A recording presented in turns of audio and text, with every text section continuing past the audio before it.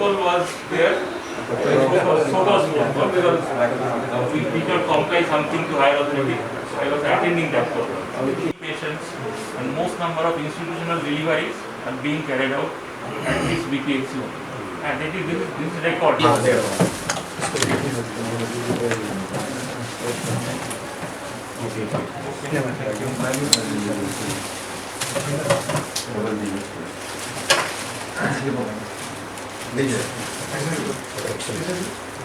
ये pulse oximeter है। और भी कुछ चाहिए तो आप बताइएगा, कुछ आप अभी सब कुछ बंद करिएगा। कुछ ये सैनिटाइजर है, मशीन है, ये सैनिटाइजर है, तो वैसे ये तो आपके पास है ही। हमारे साथ आज दार्जिलिंग के विधायक, करसेंग के विधायक और हमारे दार्जिलिंग के भारतीय जनता पार्टी के अध्यक्ष श्री कल्याण देवान जी और हमारे वरिष्ठ जो है नेता कालिम्पोंग के शोभा प्रधान जी, और हम सब लोग आज गुरुबथान आए हैं। आने का पर्पस यही है कि देखिए, कोविड संकट का समय है, जनता के अंदर में एक डर है, जनता के मन में एक भय है। तो मुझे लगता है ऐसे समय में अगर हम नेता जनता के बीच जाते हैं, अस्पताल, देखिए अभी घर में जाने का तो समय नहीं है, मीटिंग करने का समय नहीं है, लेकिन अगर हम अस्पताल में जा कर के डॉक्टर से बात करके अगर थोड़ी पूछताछ होती है, कुछ वहाँ इम्प्रूवमेंट हो सकता है, हम अपनी तरफ से कुछ योगदान दे सकते हैं, मुझे लगता है ये ईश्वरीय कार्य होगा, ये भगवान का काम होगा। और अगर नेता लोग इस समय गांव-गांव के अस्पताल में पहुंचते हैं, दूर दराज में पहुंचते हैं, तो जनता के मन में भी एक आत्मविश्वास होगा कि हमारे नेता हमारे बीच में हैं, हम अकेले नहीं हैं। तो बेसिक पर्पस ये था, अस्पताल आए, सारा भ्रमण किया और यहाँ आकर के डॉक्टर से मिलके बहुत अच्छा लगा, बहुत इंटेलिजेंट है, बहुत समझदार हैं, और साथ ही उन्होंने जितना इंफ्रास्ट्रक्चर है उसी में भी अपने आप को अच्छे से जो है संभाल करके रखा है अस्पताल को। और क्योंकि गुरुबथान बहुत बड़ा ब्लॉक है और उसके कारण बहुत सारी जो है जनसंख्या को कवर करता है, करीब 80,000 जनसंख्या को कवर करता है। और अच्छी बात यह है कि अभी तक 15,000 से ज़्यादा जो है लोगों की टेस्टिंग हुई है। तो मैंने उनसे आग्रह किया है कि 6 गार्डन है, अगर उन गार्डन में जा कर के मैक्सिमम टेस्टिंग हो, गांव-गांव में जा कर के बस्ती-बस्ती में टेस्टिंग हो, तो इस समय क्योंकि कोई अस्पताल नहीं आना चाहता, अगर अस्पताल इस समय जो है गांव तक पहुंचे तो मुझे लगता है ये अच्छा काम होगा। वैक्सीनेशन करीब 17,500 लोगों को हुआ है और पहला डोज जो है 12,500 लोगों को लगा है और बाकी बैलेंस जो है सेकेंड डोज लोगों को लगा है। तो मुझे लगता है अगले 5-7 दिन बाद वैक्सीनेशन की संख्या और बढ़ेगी। अभी तक जो है केंद्र से 1.5 करोड़ संख्या आ चुकी है बंगाल को, आने वाले समय में ये तेज़ी से बढ़ेगी, सेंट्रल भी भेजेगा, स्टेट भी खरीदेगी, तो मुझे लगता है वैक्सीनेशन तेज़ी से होगा।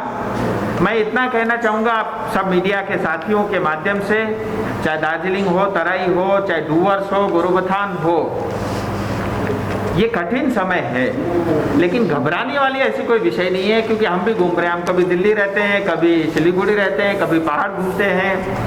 सावधानी जरूर बरतनी पड़ेगी, हमको निकलना पड़ता है। मैं आपको ये कहूँगा, हो सके तो घर से ना निकले, बहुत जरूरी हो तो मास्क, जैसे मैंने 2 मास्क पहन रखे हैं, आप मास्क पहनिए।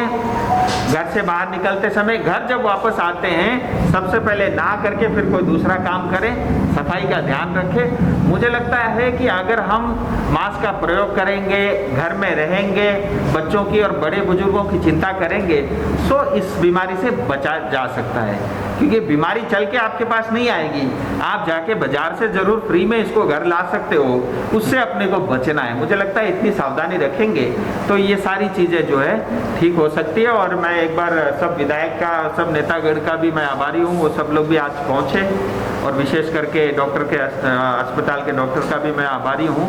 और मैंने भी अपनी ओर से आज जो है गुरुबथान अस्पताल को एक 10 लीटर का ऑक्सीजन कंसंट्रेटर भेंट की है, साथ में कुछ पीपीई किट, कुछ मास्क, कुछ सैनिटाइजर मशीन और ऑक्सीमीटर वगैरह। और बाकी उन्होंने मुझे कहा है कि एक जलडाका और गुरुबथान के लिए हमको एम्बुलेंस चाहिए, तो वो मैं एमपीलेट से कराऊंगा। मैंने उनको ये भी वचन दिया है, एमपीलेट से होता है ठीक है, अगर यहाँ का प्रशासन वो नहीं देता तो मुझे अपने जेब से देना पड़े, वो मैं करूँगा अपनी जनता के लिए।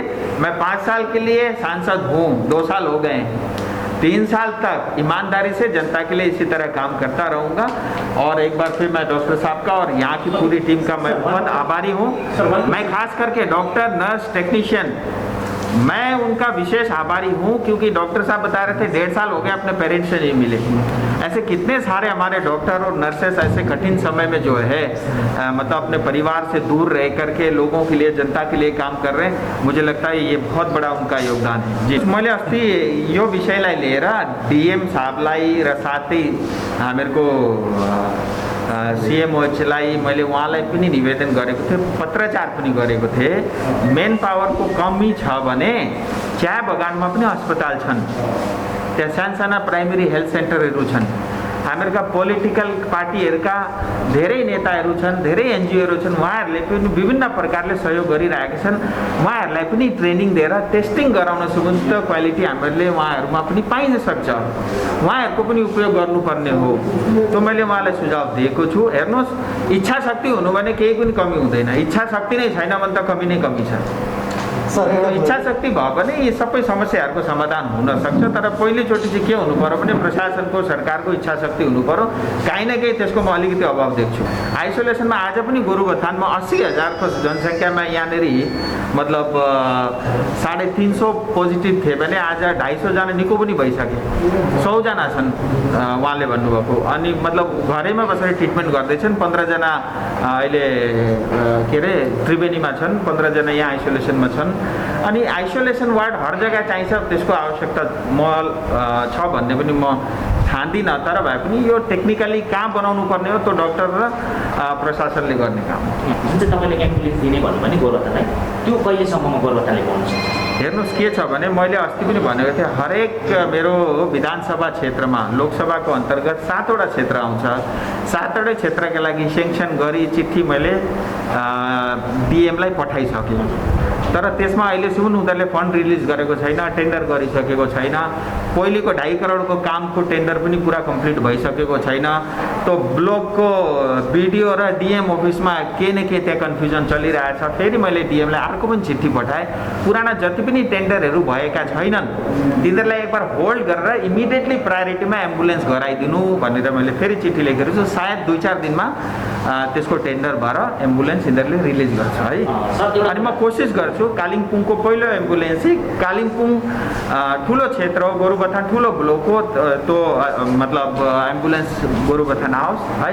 तर मैले आज जति पनि यहाँ वचन दिएँ, म चाहन्छु इमिडिएटली महिना 1.5 महिनामा त्यो काम होस्। भएन भने म आफ्नै फन्डबाट भए पनि 2टा एम्बुलेन्स म 1-1.5 महिनामा गराइदिन्छु। सर एउटा कुरा, जस्तो गोरुबथानमा योभन्दा पहिला पनि एमएलए फन्डबाट 2टा एम्बुलेन्स दिएको थियो, त्यो चाहिँ एउटा टाटा म्याजिक जस्तो दिएको थियो हजुर। जो चाहिँ अब गोरुबथान भनेको एउटा पहाडी क्षेत्र हो, यहाँ चाहिँ त्यो चल्न सक्दैन, त्यस्तै त हुँदैन त होइन। उहाँले मलाई डक्टरले भन्नुभयो पहिला पनि त्यस्तै भएको थियो अरे, पहाडमा चढ्ने 4 व्हिल भन्छन् नि, 4 व्हिलवाला गाडी चाहियो यहाँ एम्बुलेन्स, त्यसै हिसाबले हामीहरू गर्छौँ। अनि बोलेर भन्नै भएको छ नि स्पेसिफिक भन्नु। हजुर, पहाडमा पहिला चाहिँ टाटा म्याजिक 2टा पाएको छ सर, तर त्यो युजै भएन होइन सर, दोनो मिलाएर हामीहरू त्यसलाई ध्यान राखेर पहाडका हिसाबले जुन गाडी पहाडमा चल्न सक्छ है त्यही गर्छौँ। मैले अघि पनि अलिकति इच्छा शक्ति हुनु पर्यो सरकारको, प्रशासनको। आज हेर्नुहोस्, दिल्लीमा एक दिनमा 25,000 30,000 पोजिटिभिटी रेट थियो, आज 1000भन्दा तल आइसक्यो। धेरै स्टेटमा कमी आइसक्यो। आज पश्चिम बङ्गालमा 60,000 जनाको टेस्ट हुन्छ, 20,000 जना त्यसमा पोजिटिभ हुन्छन्। सरी 20,000 18,000 पोजिटिभ हुन्छन्। त काहीँ न काहीँ अलिकति इच्छा शक्तिको म कमी देख्छु। तर हेर्नुहोस्, अब यो बिमारीदेखि मतलब जनतालाई बचाउने सरकारको, प्रशासनको काम हो, हामीहरूको पनि हो। हामीहरू पनि बारम्बार सरकारलाई पनि चिठी पत्रचार गरिरहेका छौँ, प्रशासनलाई पनि भनिरहेका छौँ। 2-4 दिनदेखि अलिकति कम्ती पनि हुँदैछ है, लकडाउन पनि चलिरहेको छ। तर अरूभन्दा पनि हेर्नुहोस्, अब यो हेल्थ यो अहिले जुन हामीले पुरा सिस्टमै कोलप्स देखिन्छ, यो 72 सालभन्दा बेसी भइसक्यो भारत आजाद भएको। आजसम्म हेल्थलाई प्रायोरिटी लिएर कसैले पनि कुनै सरकारले काम गरेको थिएन। फर्स्टचोटि हो मोदीजीले कमसेकम आयुष्मान भारत लागू गरेर है। आज हेर्नुहोस्, मोदीजीको लिडरसिप हुनाले गर्दाखेरि यो यत्रो बडा त्रासदीलाई हामीले कमसेकम कन्ट्रोल गर्न सकिरहेको छौँ।